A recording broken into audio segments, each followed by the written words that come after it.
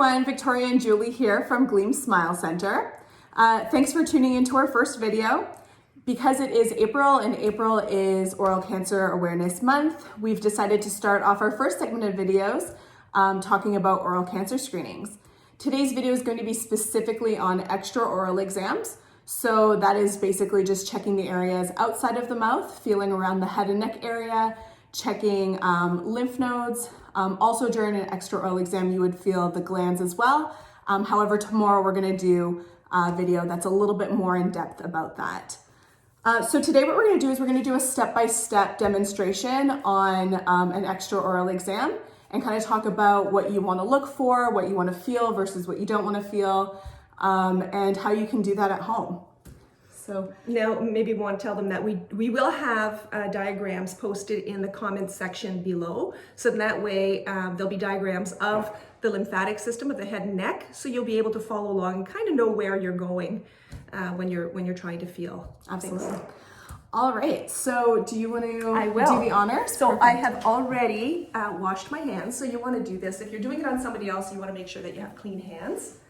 So what we'll be doing, we're going to start off with the lymphatic branch that comes from the chest cavity. So what you want to do is you want to put your shoulders up, roll them forward, and you'll see here there's this clavicle. There's like a little divot in the clavicle area. You want to feel in there. Right, and then you're going to move your way up. Now there's no wrong way of doing this.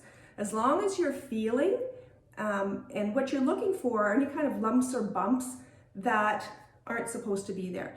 So I had one doctor tell me, says if once you've felt 1,000 necks, when there's an abnormality, it will jump out at you because you've felt so many times the normal. When there's an abnormal, you'll know it. So just check on a regular basis. So as you're feeling up the neck here, as you're feeling up the neck and you're feeling those lymph nodes, I think it's important to point out what normal versus abnormal feels like. So any area that is kind of inflamed and soft and movable, that's actually normal. Lymph nodes, they inflame pretty regularly. It just means that they're working. But if you feel an area that's, nodular, so you can palpate it, and it's kind of hard and almost like a little stone and it's not movable, that's an area that you're going to want to get checked out. I think that it's important to mention that this is a screening. This is not a means for diagnosis. So if there is an area of concern that you want to get checked out, it's important that you take the proper next steps for that, and an oral healthcare professional can assist you with that. If you just want to turn a little bit, Victoria, I want to show the people here. So in the back, you want to be able to check in the back. So there's a row of lymph nodes there. And a lot of times you'll be able to feel that on babies, like newborns. You'll feel like little peas, like pop, pop, pop, pop, like just around the back. And that's normal. They're moving around. It's when they're hard and they're not moving is when you want to get it checked. And don't get freaked out when there is one that's a little bit larger, because like Victoria says, they'll go up and they'll go down. If you're kind of under the weather, they may get a little bit bigger, because if you imagine it like jelly beans connected with a straw, there's fluid that goes in there, and sometimes that fluid gets stuck up in the lymphatic node, and that's when you want to massage it out. Mm-hmm. But that's called lymph drainage. So anytime that you have a soft inflamed lymph node, a handy sort of tool that you can do is just by massaging it out, and it'll help to reduce some of the inflammation that's there. Mm-hmm.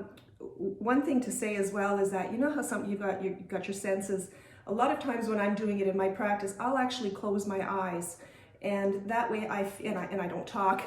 And you really have that feeling at the tips of your fingers or the pads of your fingers. So when you're going through, you really have all the concentration of exactly where you're feeling. So if there's anything that is starting to be a little questionable, you'll be able to feel it right away.